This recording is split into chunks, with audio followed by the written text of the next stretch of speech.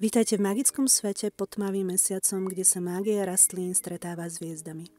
Nechajte sa očariť rytmu mesiaca, múdrosťou astrológie a spojte sa s matkou prírodou kdekoľvek, kde vás život zakorenil.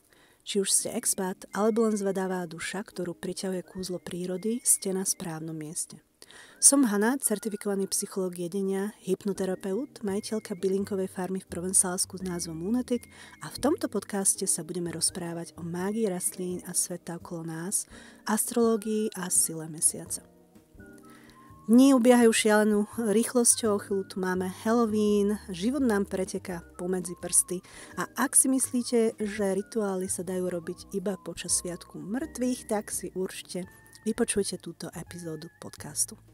No, keď si spomeniem na časy, keď som ešte bola bez detí, tak sa ma trocha chytá nostalgia, pretože žiadne detské prsty mi nekradli moje tarotové karty, zápalky nemuseli byť položené vysoko na polici a nikomu nevadili ostré rohy.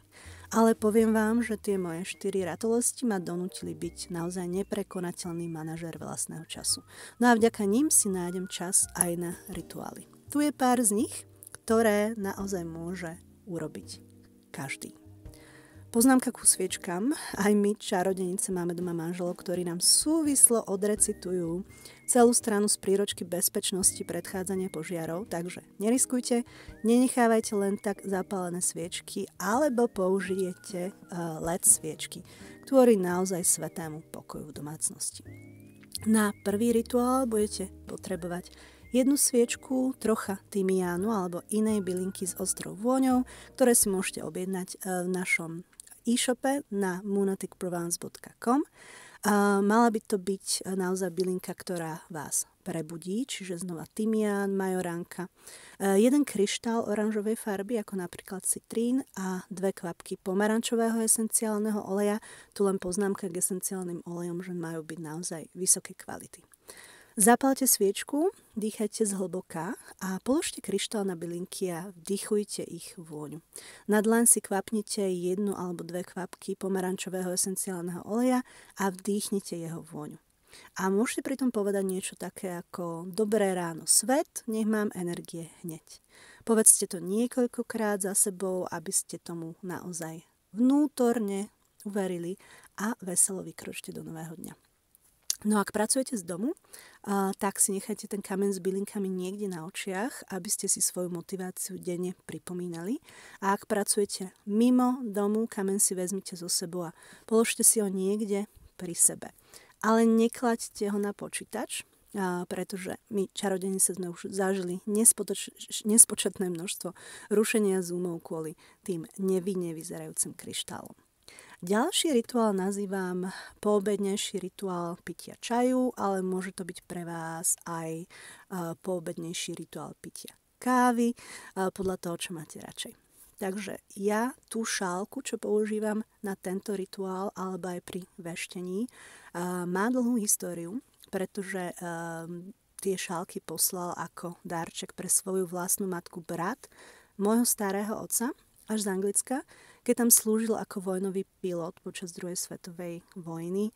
Domov sa už nevrátil, pretože padol počas bitky o Londýn, takže ak máte čajovú šálku s takouto históriou, výborne, ak nie, tak úplne stačí aj vaša obľúbená šálka s jednorožcom v kriklevej farbe. Rituál čaju je naozaj úžasným spôsobom, ako vypnúť počas rušného dňa. Čiže je to veľmi jednoduché, stačí si naozaj vedome pripraviť čaj alebo kávu a vypiť si ho niekde v kútiku miestnosti a určite ho nepíte nad počítačom, pretože znova podľa skúseností sa môže vyliať rovno na počítač a to naozaj nechceme.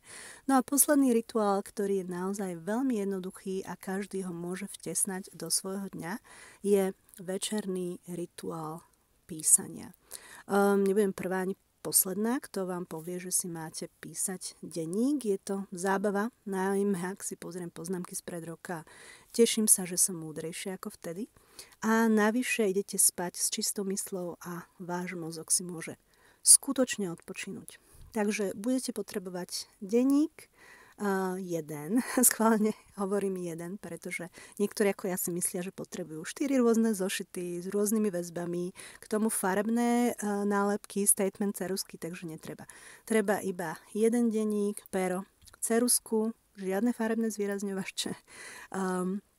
A niektorí ľudia majú naozaj pred zázretím nepoškvrnenej bielej strany jednoducho prídem zle.